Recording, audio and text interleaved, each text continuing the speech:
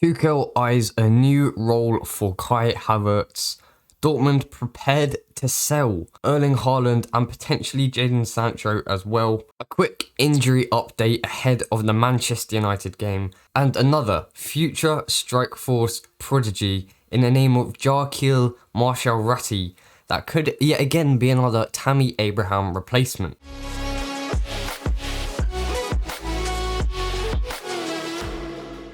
Yo guys, welcome back to another video. Today we have another Chelsea news video, and just before I say anything, thank you so much for every single one of you guys' support. The last few videos gone very well, and with all that support and just help, I've been able to afford some actual proper lighting for my videos. So hopefully today's camera quality should be a little bit better, and it should be going forwards on a whole. Now, as you know, this means so much to me, all your guys' supports. It just means the world. Before this gets sloppy, I just want to say, just thanks. During lockdown, the first lockdown, I just got a bit bored, so I made a PowerPoint on Chelsea news. I made a video out of it, and then I just started progressing further and further, and to be here, it's mad, it's nuts. But anyway, starting off today's video with, oh yeah, the role that Thomas Tuchel wants to play Kai Havertz in the foreseeable future. Now, Kai Havertz was brought in for £72 million, with add-ons going up to I think about £80 million, £85 million, which is the equivalent to 100 million euros, which is the exact amount that Bayer Leverkusen were hoping for, and they were holding out for 100 million euros just to say, we got 100 million euros for one of our best players ever. And to put it nicely, Kai hasn't really, he's had a stuttered start to his Chelsea life, and he's not really hit the ground running as we hoped he would. Now, I think mainly this is down to injuries. He's had a couple of injuries which has really held back his just impact on the football pitch. But we have seen little glimpses of hope, but also little glimpses of what? The opposite of hope. And since he swapped the Bundesliga for the Premier League, he's only scored 5 goals, and 3 of them were against Barnsley in the EFL Cup, which it doesn't go down great. It's not brilliant. Now, one of the main reasons Thomas Tuchel was brought in was because Roman Abramovich was very interested in bringing in a German coach to get the best out of Kai Havertz and Timo Werner, 2 of our big money signings that hadn't really hit the ground running as we hoped they would have. However, Tuchel is not thinking about his failures. He's thinking about what he can do to get the best out of him and how to propel his future in the Premier League for Chelsea as high as he can. He said he can see a committed guy that just wants to get football time, minutes on the football pitch, and just wants to work to like his hardest to just impress, and he wants to be recognised as a talent, and he is. When he was brought in, we fended off so much interest from the likes of Bayern Munich, Real Madrid, Manchester United even. Some huge names there, but Chelsea were the ones who ended up with Kai Havertz. Tuchel's predecessor, Frank Lampard, used and utilised Kai Havertz in a number of positions. A number 8 role, he tried him in a number 10 role, he tried him out wide a few times, but he never tried him as an out-and-out striker or a supportive striker, which Timo Werner seems to be doing at the moment. And when Tuchel was asked about what his best position is, he said, he is a unique player. It's not so clear where he needs to settle. Does he need to settle in one position, or is he some kind of hybrid player? Now, like in rugby, a hybrid player is like a versatile player that can play in a number of positions, because there's like backs are pretty similar. They can play along the back, but in football, it's more seen as a versatile player. Like David Alaba, a great example, can play centre back, left back, even in the midfield if he really wanted.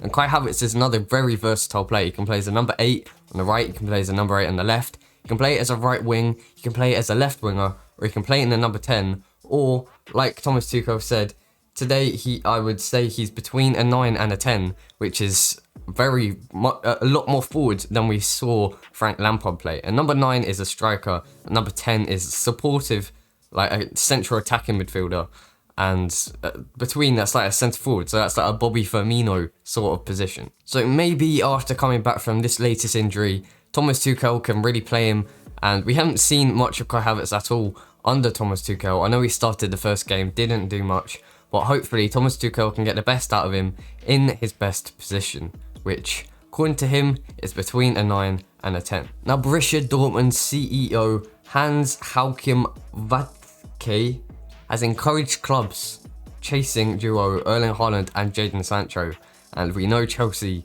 have been very interested in Erling Haaland and Jadon Sancho. Now, the Borussia Dortmund chief has decided to rule out any chance of him leaving, or either of them leaving, due to financial problems, and he said, in the midst of a pandemic, I'm ruling nothing out. So that means he could go or he couldn't go. Now, you probably know, but he has Erling Haaland, we're talking about right here. He has a release clause of, I think, 60 to 70 million pounds in, you can just activate it and then you can, Dortmund have to accept it. It's a release clause. You activate it, they have to accept it, then you can just go straight on to negotiating like wages and salary and that all of that business. But the only catch is that release clause can only be activated from the summer of 2022, which is a whole year and a half away, really, or a year and a quarter away from this current point in time. And Chelsea want Erling Haaland as fast as possible. Now, Chelsea, Man City, Bayern Munich, no, not Bayern Munich, Man United, Real Madrid, Barcelona, PSG are all interested in him and can afford that release clause, obviously. But to get him earlier, they could decide to pay more than the release clause, but not what his full price would have been otherwise. And as I've said before, if Borussia Dortmund fail to qualify for the Champions League, they could be in £75 million worth of debt. At the moment, Watzke confirmed that they're in £23 million in liabilities, which is debt, and they could really miss out if they don't get into the Champions League, and they may be forced to sell one of their big money signings or their big players to earn back some of that money. Now, very quickly, at 4:30 on Sunday in the UK, at Stamford Bridge, Chelsea host Manchester United to one of the biggest games of Thomas Tuchel's Chelsea career. So obviously we all thought that Atletico Madrid was going to be his most challenging game yet, and to be fair, it was on paper, but Atleti were very disappointing, and we were able to coast through. We scored one goal, 1-0 up going into the second leg at home at Stamford Bridge, where I think we should breeze past them if they play like that again. However, we can't just rest on our laurels. We're going to have to put in maximum effort to go through to the quarterfinals of the Champions League. And on Sunday, like I said, the two Premier League heavyweights of Chelsea and Manchester United will go head to head in a battle for second place. So, as we all know, Man City have pretty much run away with it. Actually, let me check the score between them and West Ham. Last time I checked, it was 1-1. Oh, John Stones just scored. No. Oh, I didn't put him in my fantasy football team, for God's sake. And after Thomas Tuchel's press conference for the game, he confirmed that Thiago Silva will still be out with an injury after he was meant to be back for the 20th of February, but over a week later, he's still not recovered to even be in training yet. Kurt Zouma also looks likely to maybe feature in the team after Azpilicueta has played every single game under Thomas Tuchel and may want a quick break and turn round for the Liverpool game, which is on Thursday. It's only a few days rest, so he may want to take a break or maybe only play like a half of this game or just shore up the defence if we're ahead. So Tuchel might go out with Zouma, Andreas Christensen and Rudiger at the back, with Mendy looking likely to keep his place in goal.